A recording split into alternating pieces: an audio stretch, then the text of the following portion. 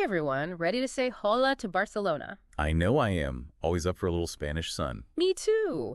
But today, we're not just talking about the Sagrada Familia or those amazing beaches. Right, we're going deeper. Exactly.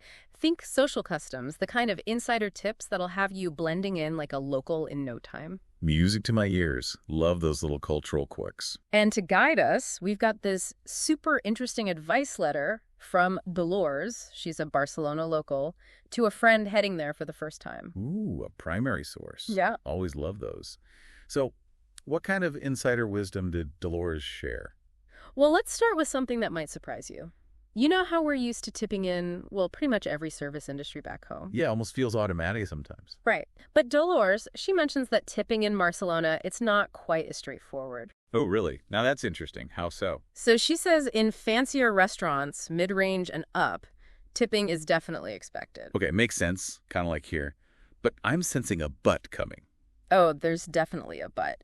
So in those casual spots, like grabbing some tapas or a quick bite, Dolores says tipping is actually seen as, get this, very touristy. Very touristy.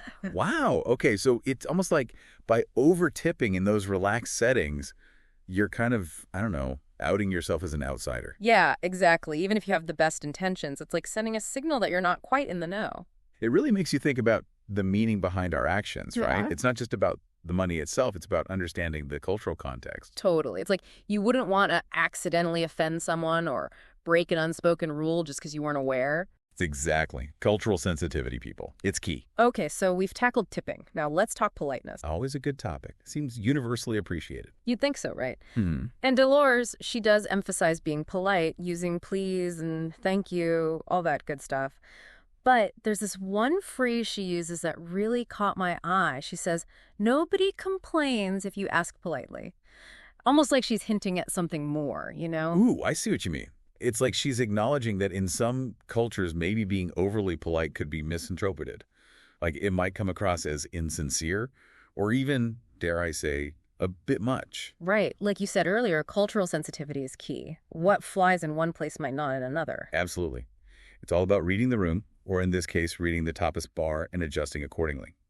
When in doubt, a little observation goes a long way. Now, let's say you're lucky enough to score a dinner invitation while you're in Barcelona. Ooh, now we're talking. Paella, here I come. Hold your horses, we gotta prep first. Dolors has some pretty specific advice for navigating those dinner party waters. Hit me with it, I'm all ears. Or should I say all stomachs?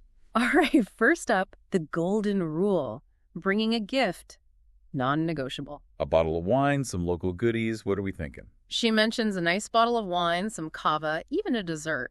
But, and this is important, she stresses checking with the host beforehand. Always good to be sure. Makes total sense. No one wants to show up with a duplicate dessert. Awkward. And speaking of showing up, punctuality, my friend, is paramount. No Spanish time when it comes to dinner parties, huh? Nope. When that dinner invitation says 8 o'clock, you best believe you're ringing that doorbell at 8 on the dot. Got it. Be there or be square. What about once you're actually at the dinner table? Complimenting the food, always a good move, but Dolors, she throws in this little nugget that I found so intriguing.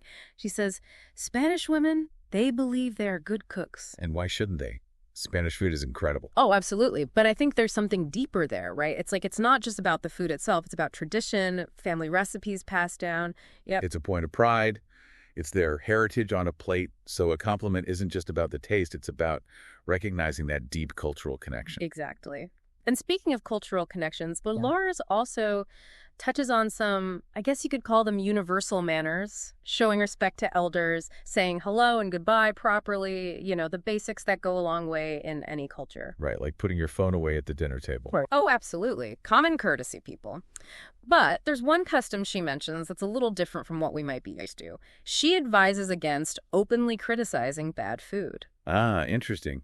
I'm guessing that goes back to that Mediterranean hospitality we talked about. Yeah, it's more about avoiding confrontation, appreciating the effort, even if the end result isn't quite Michelin star worthy. I get it. You're not just criticizing the food. You're kind of criticizing the host's effort and their family's recipes. Exactly. It all comes back to that awareness, that sensitivity to cultural nuances. Being a respectful traveler, it's not just about knowing where to point your fork. It's about understanding the why behind the what. Couldn't have said it better myself. Remember, as Dolores wisely said, nobody complains if you ask politely. Words to live by, whether you're in Barcelona or exploring any new corner of the world. And on that note, thanks for joining us for another deep dive. Until next time, keep exploring.